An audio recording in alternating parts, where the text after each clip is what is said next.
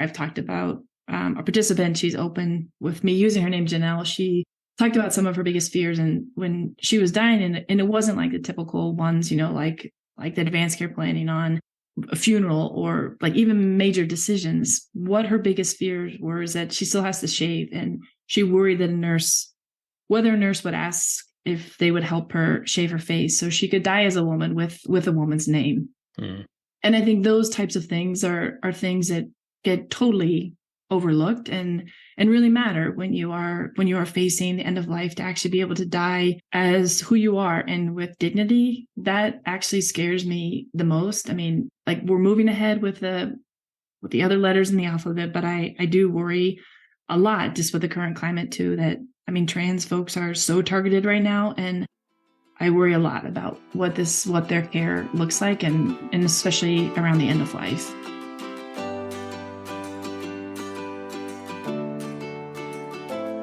Welcome to Deep Dive with me, Sean C. Fettig.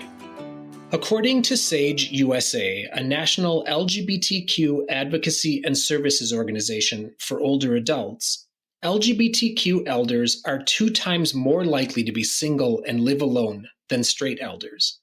59% of LGBTQ elders report feeling a lack of companionship, and 53% report being isolated. 23% of trans folks have reported avoiding going to a doctor when they needed to because they were fearful of mistreatment. These numbers are a drop in the bucket.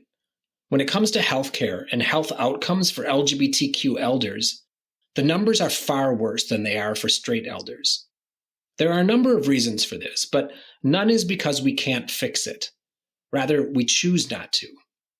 Today, I'm talking to Dr. Carey Candrian, an associate professor of medicine at University of Colorado Anschutz School of Medicine. She has studied and is a leading voice on LGBTQ elder healthcare and health outcomes. We talk about discrimination in healthcare and the healthcare system, disparities in health outcomes between LGBTQ elders and straight elders, how to respectfully and effectively collect personal LGBTQ data, the limits to healthcare policy in righting past wrongs, the impact that hiding your identity has on your health and health outcomes, and what we might expect on the long-term health of queer people, particularly trans folks, as a result of the sustained attack on the LGBTQ community. If you like this episode or any episode, please give it a like on your favorite podcast platform and/or subscribe to the podcast on YouTube. And as always, if you have any thoughts, questions, or comments, please feel free to email me at deepdivewithsean@gmail.com. Let's do a deep dive.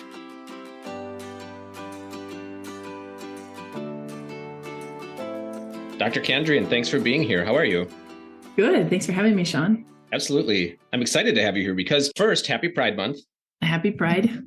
But also, I think that and here I'm talking about like the queer community and those of us living, I don't know how to characterize it, non-heteronormative lives, tend to focus, and I think rightly so, on history, equality, and the current political environment, but we do it in silos. And I think your work really reminds me, at least, how much these environments can't be understood in a vacuum, that the state of these things really impacts other, incredibly important personal areas of our lives. And so as it relates to your research, that area is health. So I'm excited to dig into this with you.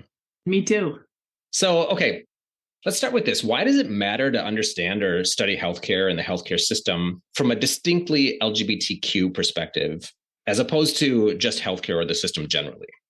It's a great question. It matters because the way the current healthcare system is set up, the policies, the systems, the forms, the conversations are really designed to meet the needs of a particular population, which it usually defaults to white, cisgender, heteronormative people. And so if you don't fit, it's very easy to get blocked really quickly from the healthcare system.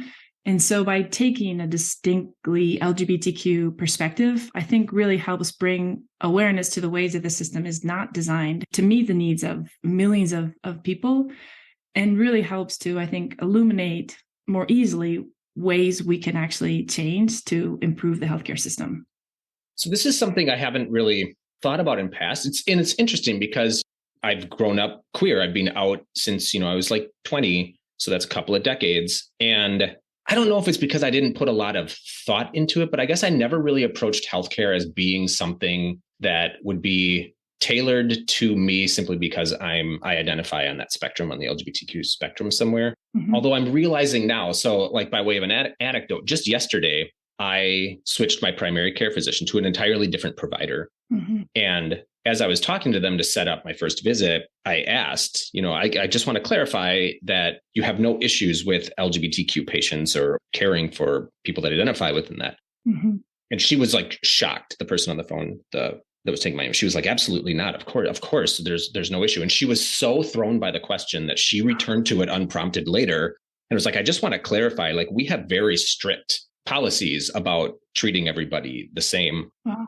But the reason I'm bringing this up is because it was the first time in my life that I realized that it actually really could matter for my health outcomes. And so I want to talk about that a little bit. I want to dig into that throughout the course of this conversation. But let me start here, because I do realize, I think there's a misconception on my part, and maybe on the part of other people as well, that when the Supreme Court decided the Obergefell decision in 2015, they recognized same-sex marriage as a constitutional right.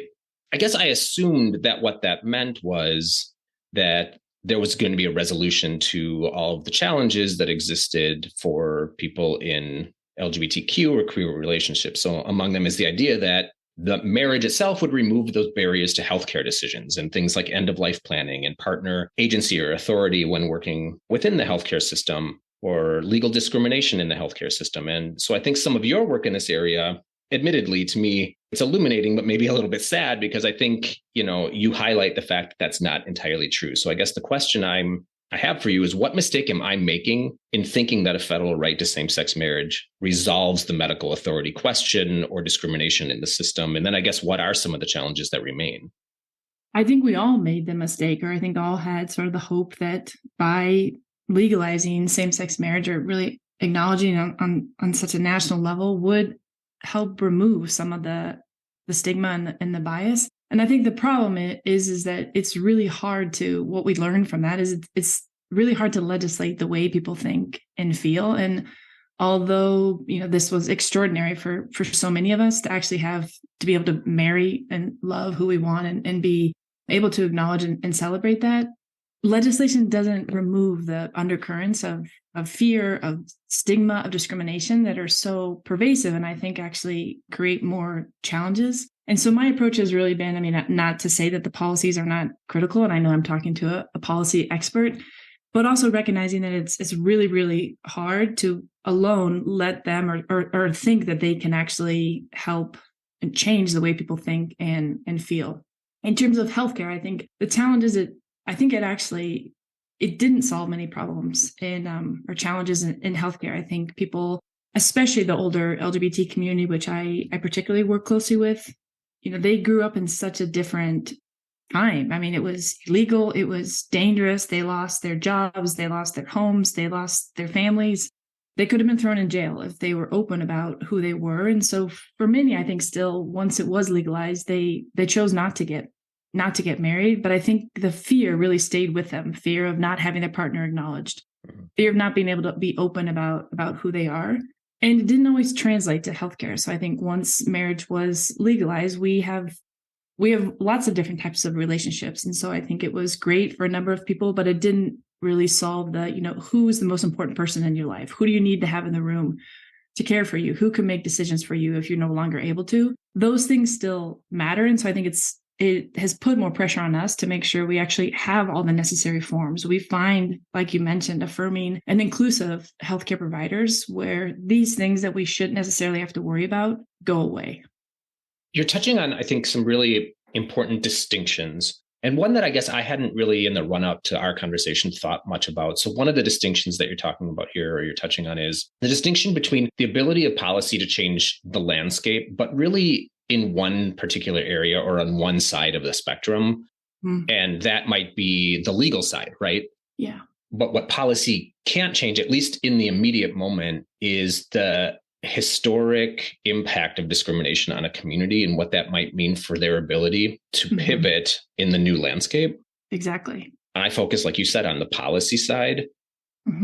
And that to me often seems insurmountable. But then when we do crest the mountain on these issues, we kind of wipe our hands and think, well, job done, job well done. Yeah. But it is making me consider what could be done. And I wonder if you have thoughts here, not necessarily how policymakers could do this, but what is the responsibility of communities and society to also lift or take on the lift of the other side of that spectrum, which is the impact of historic discrimination and abuse and prejudice, et cetera. Do you have thoughts there? I do have thoughts because I think we need both. But I was trained as a social scientist with a background in communication, which is really about the way people talk and listen to each other and the effects that communication has. And from my research, from other research, we know that interaction is also a site where a lot of inequalities and prejudices and misconceptions are maintained and produced and reproduced over and over and sort of take on these like outrageous narratives that really impact the way people think and feel and their ability to participate in conversations. And part of that is really sort of the culture too. So oftentimes cultures, hospice cultures, assisted cultures inside assisted living communities, they of course have policies and structures in place, but they also are held together largely through the way people are talking. And so I've really been focused on intervening on the interaction level in hopes of really helping change the way people talk and listen, in hopes of giving people a new vocabulary that can ideally create a more inclusive culture. And I think then the best thing that could happen is really if organizations have policies in place that like the basic non-discrimination policies, the routine collection of sexual orientation and gender identity, and these things are actually communicated, I think that is ideal. So I really focused on the other part. I think in academia, as you probably know, everyone is real quick to always like, how is your research informing policy? How's your research informing policy? It is, but I think particularly when you're dealing with communities that have been historically discriminated against, policies are not enough when you're dealing with the level of fear and hate we have seen and we're seeing now even more. Another example is really around, I've been a huge sort of advocate for the routine collection of sexual orientation and gender identity, just because it's very hard to really make an impact on these disparities if we don't have complete and accurate data. And a lot of systems are just sort of adding these questions on to the forms without communicating to the teams, without communicating to the rest of the organization that they're there, and subsequently not rolling out with necessary training. How do you ask these questions in a way that doesn't perpetuate discrimination? How do you ask these questions in a way that people feel safe to disclose? And so without it, we're seeing these sort of mandated policies that these data are here, but we're not getting the data because people still feel uncomfortable. They don't know why they're there. They don't see the connection to care. And so that's where I feel like it is another example of where policy needs to meet with cultural and really communication work to make it be most effective. So I've done some of this myself, which is trying to collect LGBTQ specific data about people via surveys or focus groups, et cetera. Great. And have run into some of the same challenges that you're talking about. So one challenge is on the institutional side, which is, how do we incorporate this into our institutional culture so that people understand why we're doing this? But then the other side of that is, how do we approach this with folks in such a way that they feel safe divulging that type of information? Yeah. And I think it's actually on that side that I've always had a bit more difficulty. And I'm wondering if there are best practices in either how you word those questions or how you approach people about that. There are. It's a great question. So I think there, like some of the large, like Human Rights Campaign, SAGE, Williams Institute, they've done a terrific job of outlining sort of best ways of asking these questions. What I actually have my current study right now that's been funded by the NIH is really getting at that second part of your question, when to ask, how to ask, to really help ensure that we are getting the data. So the guidelines are great to just sort of what to include, but they don't go far enough to really explain sort of how to ask these questions, how to train people to ask these questions, how to see the relevance that these questions have for providing better care. And so there's still tremendous amounts of work to do. But at least they're definitely like great guides on which questions to ask and how they should look, but less about how to actually do it in a way that is safe and trustworthy. And I think it has become even, particularly with the current climate, and just a couple of days ago with HRC announcing that LGBTQ people are living in a state of emergency, I think is this has already been such a complex challenge of getting the data, and how now do we get it in states where, you still very dangerous to be gay or trans or queer. So I think figuring that out next is going to be sort of a whole new challenge. Mm-hmm. So before we move on, there was another distinction that you made that I want to just dig into a little bit, which is the distinction between having a policy, whether it be legislated or whether it be an internal institutional policy that, mandates a certain type of either respect or forbids a certain type of discrimination, being one thing, but then there is definitely opportunity for people to institute, or to be driven by their own personal animus, maybe. And they can certainly discriminate in, this is kind of a buzzword, but, microaggressions mm-hmm. that don't necessarily run afoul of policy, but certainly can have negative and deleterious impact on people. And so I guess I'm wondering if we can focus on the legal side. Mm-hmm. Can healthcare providers legally discriminate against, I guess I want to distinguish here too, but against married same-sex couples in ways that would be illegal if they were doing the same thing to married opposite-sex couples? And then can they also legally discriminate against unmarried same-sex couples? Yeah, this was a great question. It's a hard one to answer because I think what I said at the beginning is that when the system is really designed to meet you and your needs and those who you love, it's harder to recognize sort of where discrimination could happen. So yes, in a number of states, the current climate is changing so fast, but I know Movement Advancement Project, it was like over 20. You can still be denied care if you're trans, or for religious reasons, you can choose not to provide care if you don't agree with someone, the way they're living their life. So that is still very much an issue. And I don't whether that can happen for straight people. I imagine it can, but I can't really ever imagine it being the case. Mm-hmm. Here's something else you're touching on that I guess I have a question about. Maybe you have an answer. There are some states that have passed legislation recently that said you can deny care based on your own personal values. Mm-hmm. So let's say your religion, right? And this is broadly and vaguely worded, but essentially, it seems like the thrust of this is to allow religious, perhaps physicians or people in the healthcare industry to deny care to LGBTQ or queer folks. Or at least that could be an obvious impact of that, right? Yeah. My immediate thought was, I can't imagine you could be board certified as a physician by the AMA. And I'm not even sure if this is what the AMA does, but doesn't the AMA have professional standards that would outlaw that? Oh, they do.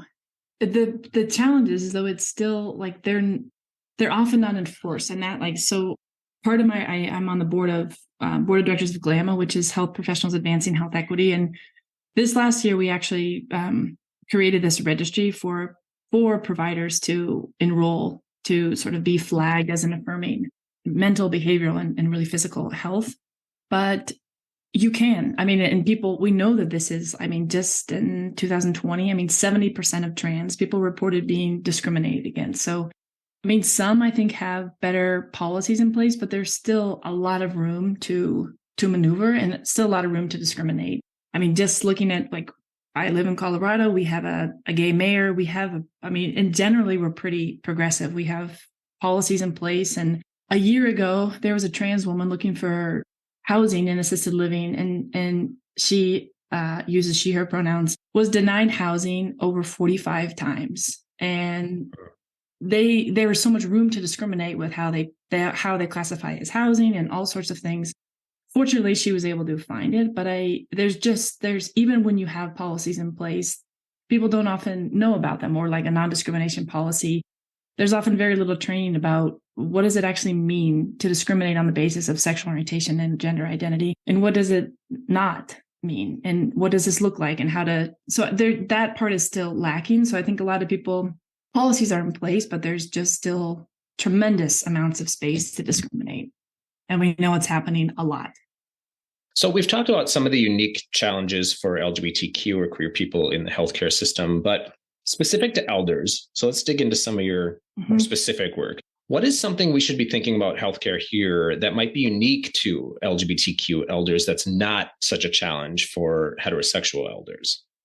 There's a lot here. So I touched on it at the beginning, but this idea the culture that they grew up in, when it was dangerous, illegal, it was fearful. So I've called it this habit of silence, but this idea they were trained to stay closeted, to stay safe. And after so many years, it has really become ingrained. And the way they move through the world, the things they disclose, when they disclose, to whom, and it becomes extremely problematic in healthcare, not to mention they haven't had a great history with the healthcare system. So there's also tremendous amounts of mistrust that they're coming in with. They're also coming in with this history of stigma and silence, where they're still very fearful to be open about who they are and who they love. 1 out of 3 older LGBT adults live at or below the poverty level. So they're often, which I know financial instability is sort of across the spectrum, but that's another sort of factor that they're entering serious illness or aging with. They're less likely to be married. They're less likely to have kids. And so they're also entering this with a different support system, and usually not a lot of support. And so in many ways, they're really entering this critical stage of life from behind, which creates a lot of challenges when they face something like a diagnosis or even just a routine visit. Because if you're not acknowledged for who you are, if the person who is your person is not acknowledged, you get shut out really fast. And so things that we know matter, trust and safety and relationships, sort of throughout the healthcare journey, and especially in the context of serious illness, it's really hard to get good care if those things are broken from the outset. This brings me to maybe a practical question, which is, when we talk about elders generally, but specifically LGBTQ elders and seniors, I think there's much like other communities within the LGBTQ community, and I'm thinking about the trans community, I think there's a history of, I don't know that this is malice, but just non-attention, right? Like you kind of like just age out of the community as far as attention. Mm-hmm. And there's something I think quite profound and maybe profoundly sad about that, because in addition to, the challenges that come with being LGBTQ, but also being a senior, and not just the historical aspect, which is the discrimination that's ingrained within yourself in a completely different society now. But also things that just are general, which are isolation and failing health and maybe limited income or finances. Mm-hmm. I am hearing more and more within the community, and here I'm talking about the queer community, a discussion about elders and seniors and how we can help. And I guess that's where my question is then, is there something that we can all be doing? And I don't necessarily mean we in the queer community, but certainly, of course, those of us in the queer community can be doing to, be a support or an ally for LGBTQ elders as they are navigating and living through a sometimes discriminatory healthcare system, but also just generally the aging process. Mm-hmm. It's a great question. And I guess one other thing I do want to, add that I was thinking, what made me think about it when you were talking, is also, I think, particularly for the older generation, is they have historically not been treated very well. And so I think there's this expectation also ingrained that to sort of expect poor care, to expect poor interaction, to expect to stay closeted. And I think that is extremely problematic and also a challenge to but I think it's been so beaten out of them and about who they are, that this lowering of expectations, which I don't think is the same in like the younger generations. I think they're much more likely to speak up and demand better. Mm-hmm. But I think for the older generation, this idea too of just accepting things as they have been is also a huge challenge that heterosexual individuals do not face. I think, and they'd be more likely to speak up if things are not okay, if their partner's not included. Whereas LGBT adults, I think, are much more likely to just let it slide because that's how it's been for so many years.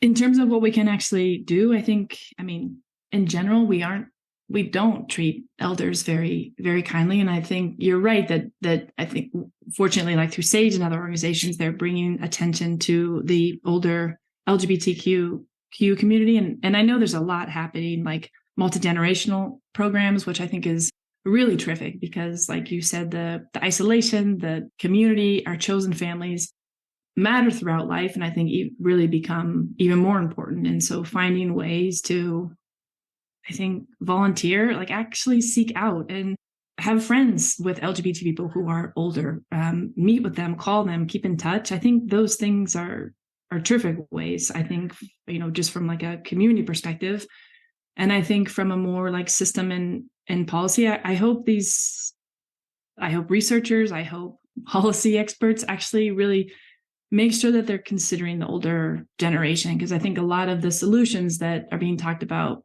are probably meeting the needs of maybe the younger generations, but they're still leaving out the generation who fought the hardest to come out, made it a lot easier, I imagine, for people like you and me, and to not really prioritize that they can actually age and die with dignity, I think would be a tremendous loss if we don't really prioritize this community. And I think for allies who are listening, I don't think there's been a more important time for allies to not just say they're allies, but to actually, when they see something that's not right, when they see people asking questions that are very binary or very husbandy or wifey, or that they experience just outright discrimination, that they speak up and actually do something about it. We had a conference a couple of weeks ago, and the executive director from our largest LGBT advocacy group stood up and she spoke for 50 minutes and had 3 slides. And the first one was her name. The second one said, "They're coming for us." And the third slide said, "What will you say you were doing?" And it impacted me so much because I was like, that's exactly what we need to be thinking about. I think it's easy right now, but hope is not a plan. And I think particularly with the climate we're in, hope without action and engagement is not going to actually it's not going to meet the needs, challenges we're facing right now. So I think as much as we can have people really speak up as often as they can in as many places as they can to as many people as they can, and really prioritize this older LGBT generation, that would be a step in the right direction. I guess I want to reiterate this point because it's really important and something I've been thinking about a lot lately, because I don't think we're like suffering a dearth of compassion, but in action, it seems that way, or it feels that way, because for all of the compassion that people profess, it doesn't seem to translate into action. And I think one of the biggest hurdles or challenges is not the actual the care or the compassion that people have. I don't think that's where our energy needs to focus, ginning up or generating care and compassion. I think it's that proactive step that is a challenge for people. I think a lot of folks have compassion and then are waiting for either something to come to them or the perfect opportunity to do something. But that's the barrier, as opposed to being proactive and seeking out where you can help. Because I think in the moments that I've done that, I've found that being proactive has led to many opportunities, more opportunities than I have time for. But if I stayed in my bubble, it seems like they're not, that they don't exist. Mm-hmm. Exactly. So let's talk about health outcomes. Mm-hmm. You've done research on long-term outcomes for LGBTQ plus people. You've studied disparities in health outcomes for LGBTQ plus people and elders. And so I guess I'd like to know, like, what do these disparities look like? What do health outcomes look like? Are they different from like straight counterparts? In what areas, in what ways? Yeah, this part always makes me sad to talk about, because we don't have great data, but we have enough data to know that the disparities are very severe. So we know that the LGBT older adult community have higher rates of cardiovascular disease, certain cancers, anxiety and depression, and even suicide. And we also know that this is sort of about LGBTQ adults in general, that in 2020, Harvard Medical Magazine showed that the stress of chronic hiding of your identity can take up to 12 years off your life. So with that as a backdrop, and then these concrete effects of, and this is for a number of reasons. I mean, actually avoiding medical care that impacts sort of when diagnoses are detected. So that's one reason why the cancer rates are so much higher. And just the cancer burden, a lot of the risk factors that we know exist for LGBTQ adults are also the same risk factors for Alzheimer's and related dementias. We know actually, and this is an area that has gotten the least amount of attention, but I think is actually becoming the scariest, is really the effects of heart health and the disproportionate disadvantage that the LGBTQ community, particularly lesbians and those who identify as bisexual, are at risk of. This was actually just a couple months ago. It was a study out of France, but the whole effects of stress and discrimination on the heart. There's been some done with older gay men, and now getting to more of the trans community and more lesbians and bisexuals. And I think that we were actually just submitted a grant to study this because I think this is a whole area that we know so little about, but it is impacting the LGBTQ community tremendously.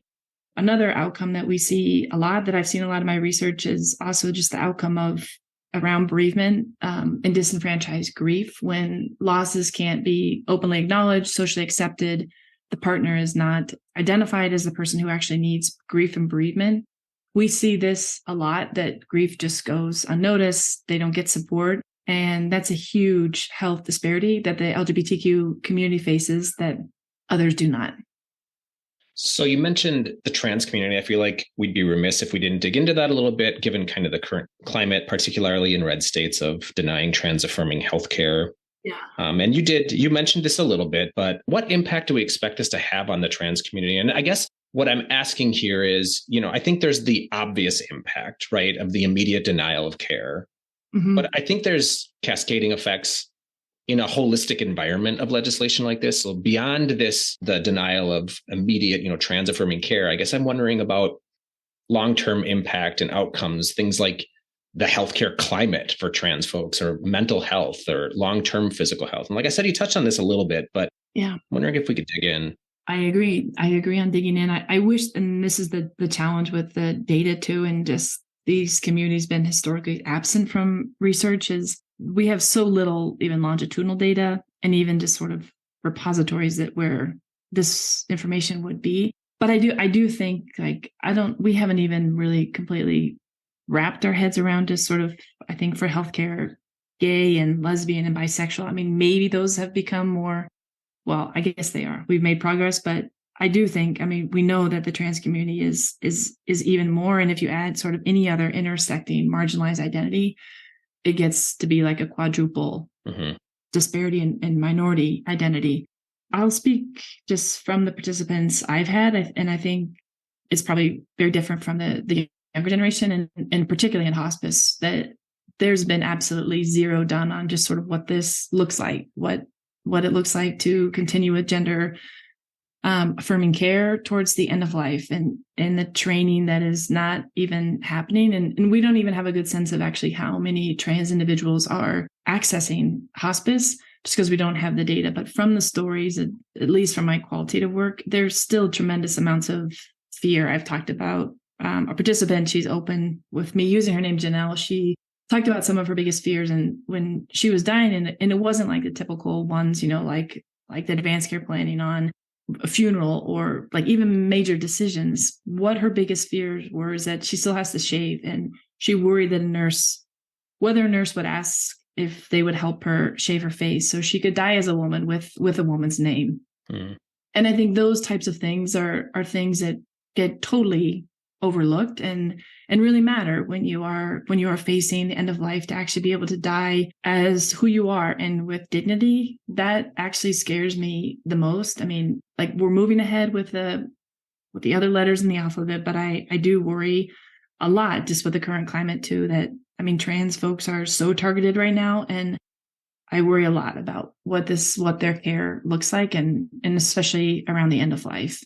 There's just been so little done. I know there's a group actually they're starting to do some interesting work with trans patients with dementia, and just sort of how complex that becomes. And then if they bring in families, it just continues to get more complex, and sort of so much room to actually have bad things happen. Mm-hmm. So on the opposite spectrum, and this is something I've talked about quite a bit on Deep Dive, I have particular concern and anxiety about queer youth right now. Yeah.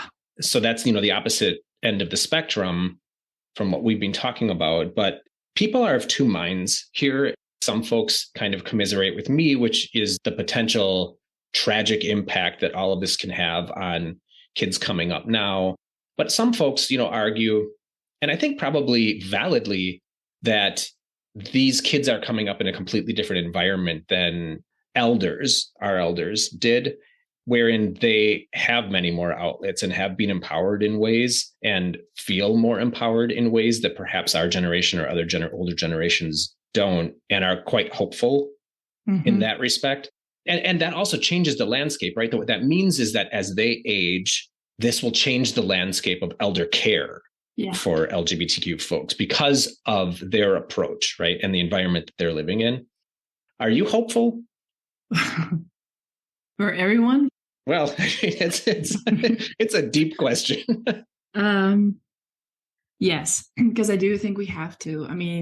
I actually I saw the headline the other day from HRC, and then I keep seeing it, and then I actually wrote it down, so I read it out loud to myself, and to really help me feel just the magnitude of what that statement is. I mean, for the first time in its 4-decade history, the largest LGBT civil rights organization declaring a state of emergency, I think speaks volumes to just how bad and scary things are.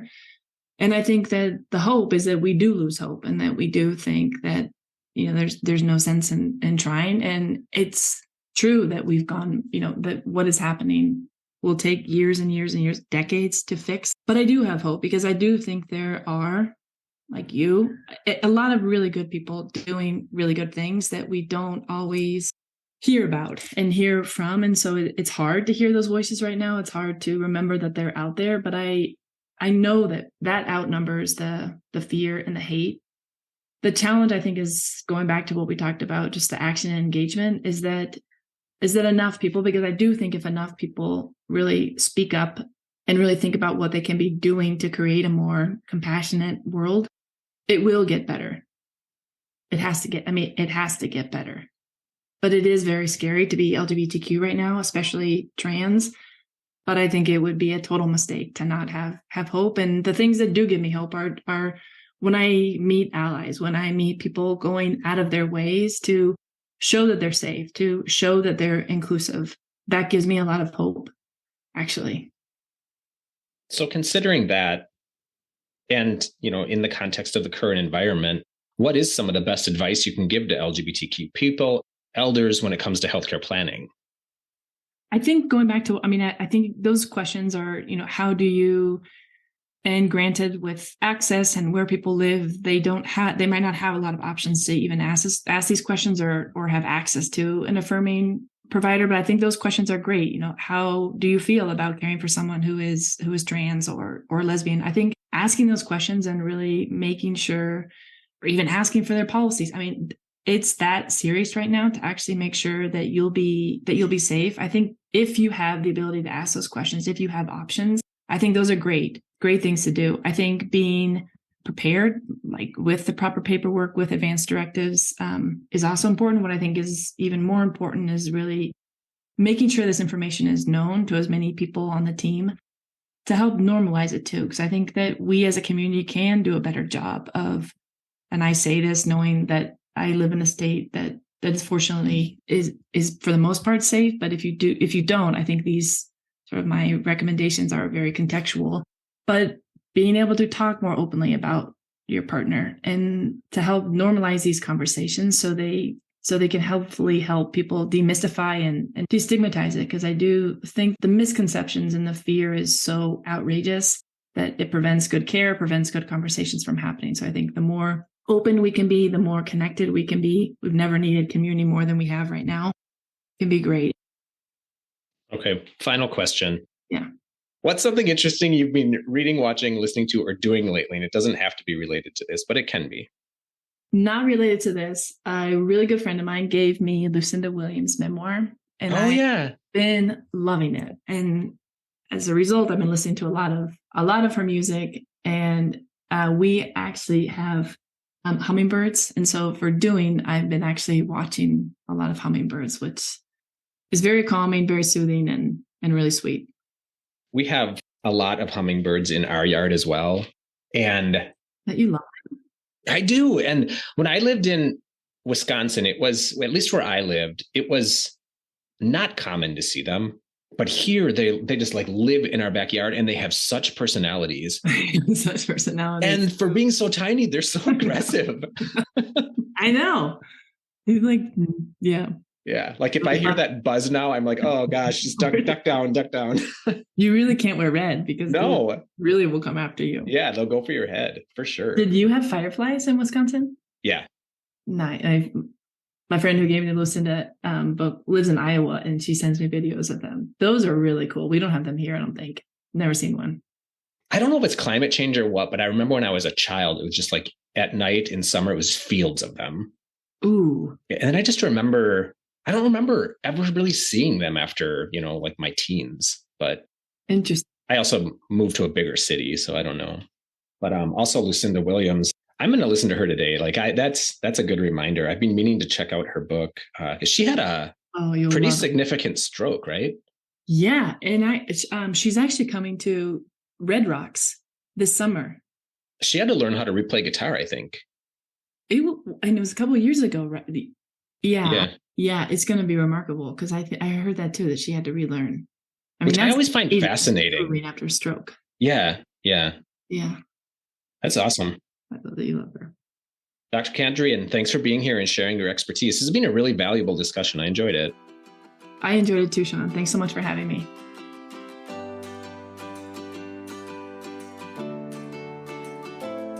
I want to remind you all that we are living in a time of crisis. You may not feel it in your life and where you live, with your friends and your family.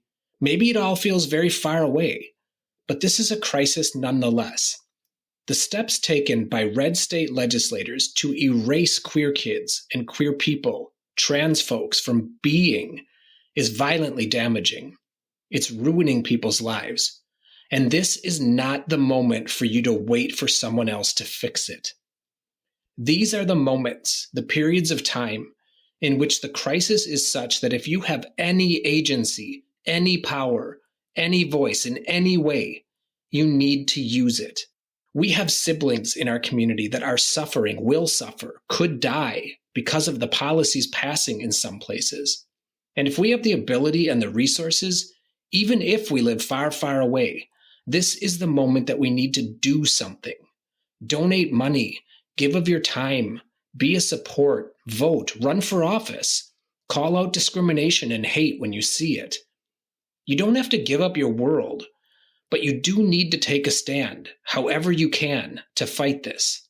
It will only get worse, and if it hasn't already, it will come for you eventually. Complacency is a form of acceptance. Don't sit quietly as our community, our siblings, are erased. You can be a beacon of hope with very small gestures, but you have to make them. All right, check back soon for another episode of Deep Dive. Chat soon, folks.